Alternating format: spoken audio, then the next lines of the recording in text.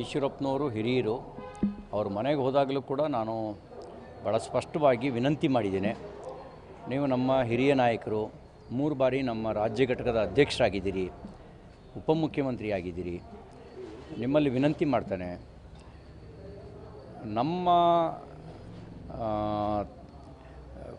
ನಮ್ಮಗಳ ಕಾರಣಕ್ಕೆ ಪ್ರಧಾನಮಂತ್ರಿ ನರೇಂದ್ರ ಮೋದಿಯವರಿಗೆ ಒಂದೊಂದು ಸೀಟು ಕೂಡ ಅಮೂಲ್ಯ ಅನ್ನೋದನ್ನು ಗಮನದಲ್ಲಿಟ್ಕೊಂಡು ಒಂದೊಂದು ಸೀಟನ್ನು ಕೂಡ ಗೆಲ್ಲಿಸೋ ದೃಷ್ಟಿಯಿಂದ ನಾವೆಲ್ಲರೂ ಒಂದಾಗಿ ಕೆಲಸ ಮಾಡಬೇಕಾಗಿದೆ ಅನ್ನೋದು ನನ್ನ ವಿನಂತಿ ಇದೆ.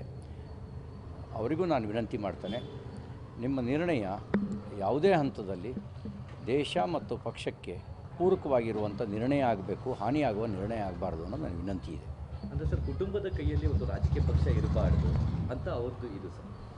ಯಾವುದೂ ಈಗ ಚರ್ಚೆ ಮಾಡುವ ಸಮಯ ಅಲ್ಲ. ನಮ್ಮದು ಒಂದೇ ಗುರಿ, 28 ಲೋಕಸಭಾ ಕ್ಷೇತ್ರಗಳನ್ನು ಗೆಲ್ಲಬೇಕು, ನರೇಂದ್ರ ಮೋದಿಯವರು ಮತ್ತೆ ಪ್ರಧಾನಿ ಆಗಬೇಕು. ಆ ಒಂದು ಗುರಿ ಇಟ್ಕೊಂಡು ನಾವು ಕೆಲಸ ಮಾಡ್ತೀವಿ.